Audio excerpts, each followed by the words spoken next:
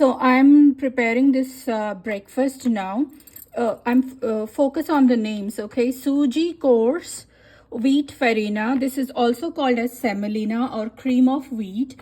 And then I'll show you another packet which says roasted upma. It's called UPMA is upma mix, roasted coarse wheat flour mix.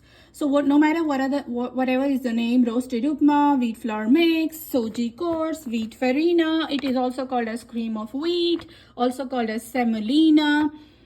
So they all are same, and recipes will look same, like, oh, I know how to make upma.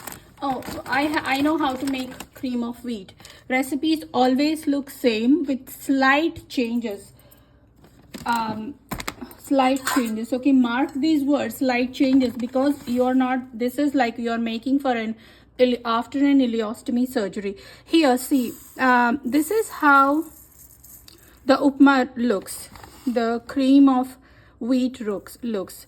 Look at the tiny granules, and when this is cooked, it will become like mushy and soft paste. You're not chewing much. This is what you have to make a choice when you are cooking for yourself during the ileostomy surgery or while recovering. When you have the ostomy bag, do not forget about your stoma health. Okay, now coming to chopping the vegetables. I'm using a knife to chop my green chilies, and then I'll add all of them together in my food chopper, because we are making sure we are chopping all the vegetables really fine. Take a look at the chopped onions, really small. This is what we want for our stoma to be healthy, no blockage. Your entire spice box, this is not the entire spice box, by the way, becomes into, you no more can have the seeds. This will like, this is really harmful for your ostomy bag. It might just clog and you'll just go backwards rather than progressing in your life. This is not okay. But then here, I powdered this whole thing. Do you see? I powdered this whole thing.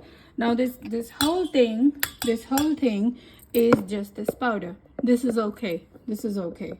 I'll film a different video of how did I make from this to this, but this is okay. So I'm not using this anymore because of the ostomy bag I have. Rather, I powdered this. I'm using the powder, which goes in the onion.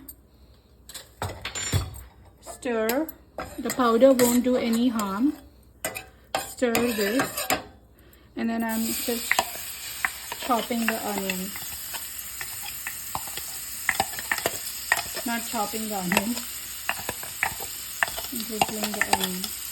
So past 6 weeks, past 5 to 6 weeks ileostomy, can I use onion? Yes, you can. Frozen green peas. After the ileostomy surgery, during the first 10 days, do not use frozen green peas after ileostomy with your ostomy bag. After 10 days of the ileostomy surgery, especially I'm at the 5th week of recovery, so I will use them. I'm going to adding some water in my frozen green peas. From the microwave, I'm going to blend these green peas. I'm not going to use them as it is. Remember, stoma after ileostomy surgery, do not use it for the first 10 days. I'm going to blend it. Now, we have a choice, blender or a chopper for when I'm using the green peas. I will not use the chopper, I'll use the blender. So that's pureed green peas. I'm just going to pour in this mix, in this. I added a lot of water again the second time while blending the green peas. We don't see any green peas as such now. It's all pureed. So this is safe to eat. This is how we have to like make changes in our cooking, in our lifestyles, so we can still eat the food but in a very different way. At this time, I'm going to add salt. Don't ask me what's the measurement, but you could always add salt in the beginning when we did the onion. In no time, do you see the little boils. It's the food is boiling. In no time it's boiling. I don't want to cook green peas so much as at this point, because I have to add a lot of water. I'll rinse this puree jar and I'll just add a lot of water to this. So what I'm making right now is called as Upma, much like Upma. So I added this much of water to this. At this stage, even like you don't have to add this cream of wheat to it, roasted Upma to it at this stage, which I'm just going to do. But if you fancy to like bring it to like nice boil, and if you fancy to drink it like this as vegetable soup or say broth, close to broth, you're very much welcome to like drink this as soup, adding some butter for flavor or adding some cream on top of it and drink it as soup. But since I'm making Upma, I'll add this once. I'm just waiting for it to come to a boil, and then I'll add this Upma mix. Okay, this has come to a nice boil.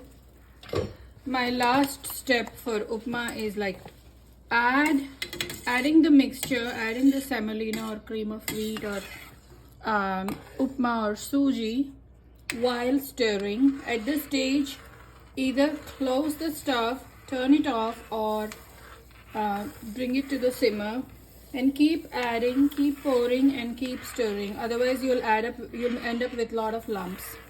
Keep pouring and keep stirring. And maybe a little bit more. There you go. Okay, so this is your nice cream smoothied suji with some vegetables, upma with some cooked pureed nicely boiled vegetables. That much of onion that you see is still fine. Your stomach will digest it, don't worry. Now it will soon start becoming solid, absorbing the whole water. At this point, if you want to add some more water so that you want to eat it in a drainy, soft, much soft pouring consistency, you could do that. Now while I'm saying this, let me add just a little bit of water. Even this is going to be absorbed soon. And you don't have to cook right now actually anymore, because the cooking is done. The semolina, with the existing heat that this pan has already absorbed, it will cook the semolina. But I'm going to leave it for a minute in absolutely simmer, lower the flame, and there you go, all done and ready to plate and eat.